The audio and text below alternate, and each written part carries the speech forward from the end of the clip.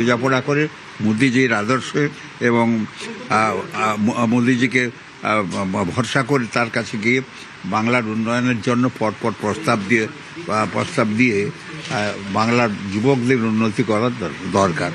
সেই নন্দীগ্রামের লড়াই প্রাক্তনের ডাক 2016-তে সেই জায়গায় দাঁড়িয়ে আজকে সেই দুবার হারানোকে তিনি বাংলার ছেলে ভাঙতা ভাত খাওয়ার ছেলে তিনি বলতেন এবং তাকে তিনি কথা তিনি রাখলেন।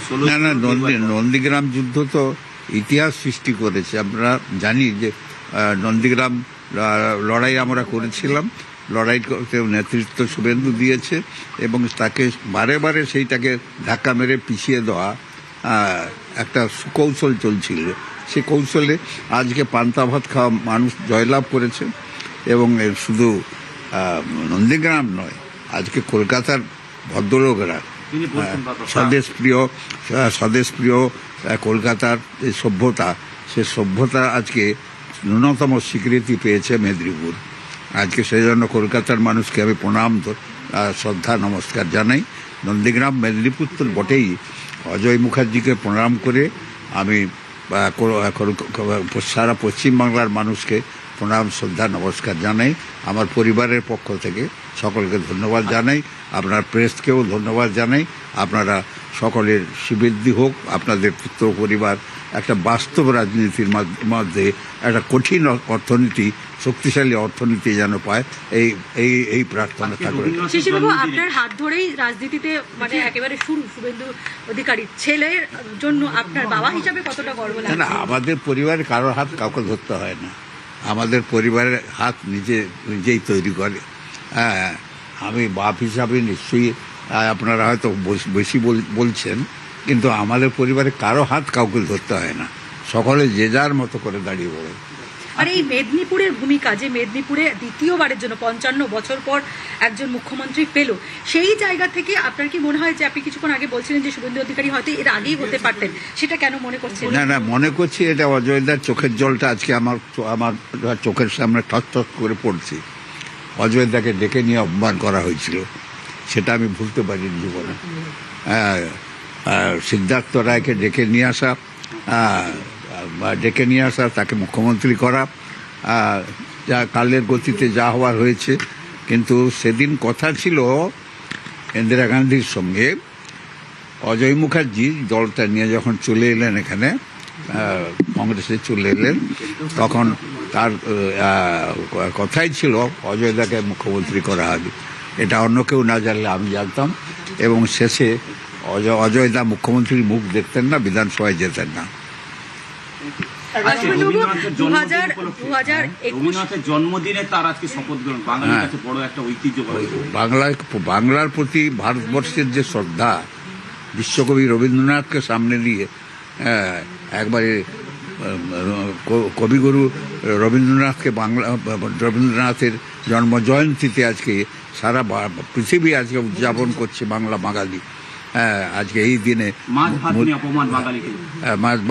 তো আছে, ও ছোট লোকের কথা বলবেন না। আর মোদিজির বাংলার প্রতি যে সম্মান আজকে দেখিয়েছেন, আজকের দিনে আপনার শপথ গ্রহণ অনুষ্ঠান করে, বিশেষ করে ব্রিগেড প্যারেড গ্রাউন্ডে তিনি শপথ অনুষ্ঠান করে আজকে দেখিয়ে দিলেন যে না, তিনি বাংলা বিরোধী নয়, তিনি বাংলার স্বীকৃতিকে শ্রদ্ধা করেন। শুভেন্দুবাবু, মমতা বন্দ্যোপাধ্যায়কে 2021-এ শুভেন্দু অধিকারী হারিয়েছিলেন, তারপর আবার 26-এ। এই যে দুবার সিটিং চিফ মিনিস্টারকে হারালেন, সেটাই কি তার মুখ্যমন্ত্রী হওয়ার দৌড়টাকে আরো প্রশস্ত করলে এই পুরো রাজনৈতিক যে লড়াই? সে কথা আমি বলবো না। আমি এটুকু বিশ্বাস করি যে যোগ্য মানুষকে যোগ্য সম্মান দেওয়া উচিত, উনি যোগ্য মানুষ নয়।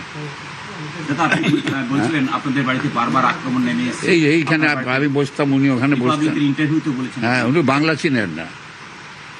আমি যদি এক কথাই বলি বাংলা চিনেন না, আপনারা জানেন না। আমি ওসব কথা এখনই বলবো না, কারণ ওই দলটা আমি করতাম। ভুল ত্রুটি যাই করেছি, আমরা ক্ষমা চাই। আমি গামছা গলায় দিয়ে বিভিন্ন নির্বাচনী সভাতেই বলতেন যে ভুল করেছেন, নতমস্তকে ক্ষমা চাইছেন। হ্যাঁ, এই কেন এটা বলতেন? এটার কারণ হচ্ছে উনি অযোগ্য মুখ্যমন্ত্রী।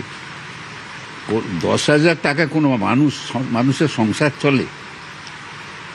হ্যাঁ, আমি তো ভাবতে পারি না।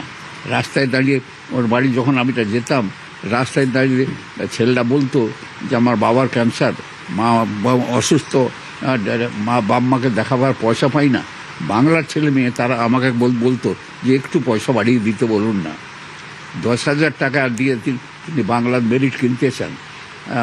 ওই 300-500 টাকা মায়েদের দিয়ে ঝিগিরি করানো। কোথায় গেল আমার শিল্প? কোথায় আমার হাওড়া কোথায় গেল? বর্ধমান কোথায় গেল? কোথায় আছে? আবার বন্দর কোথায় গেল? উনি যে মোমবাতি ধরেছিলেন, কত বড় ধাপ্পা! রামনগরের মানুষ, মেদিনীপুরের মানুষকে এত বড় ধাপ্পা কোনো মানুষ দেয় নাকি? উনি বন্দর কি জিনিস জানেন? সেটাই last ছেলে প্রশ্ন। মুখ্যমন্ত্রী রাজ্যের উন্নয়নের জন্য কি কি করা উচিত বলে আপনি মনে করেন? কি কি এটা যথা সময়ে বলবো। কি কি প্রস্তাব বা আপনার কিছু- প্রস্তাব যথা সময়। হ্যাঁ, ভবানীপুরে বিধায়ক কার্যালয় হবে। হ্যাঁ, আমি তো নিশ্চয়ই যাবো। ওখানে সপ্তাহে 1-2 দিন থাকবো। ওখানে কলকাতা আমার বাড়ি আছে, আমি ভবানীপুরেও আমরা বাড়ি ভাড়া নেব। শিশিরবাবু, আমার লাস্ট প্রশ্ন, মানে আগের প্রাক্তন রাজ্য সরকার কোন কোন দিকে ব্যর্থ হয়েছে এবং মুখ্যমন্ত্রী হিসাবে শুভেন্দু অধিকারী কোন দিকটা জোর দেওয়া উচিত একজন নাগরিক হিসাবে আপনার মনে হয়? না, এ তো চোখের জল। অজয় মুখার্জির চোখের জল যদি বিশ্লেষণ করার ক্ষমতা আপনাদের থাকে তাহলে করুন। বুঝতেই পারবেন যে মেদিনীপুর কীভাবে বঞ্চিত হয়েছে, বাংলা কীভাবে প্রতারিত হয়েছে এই সব মানুষের কাছে।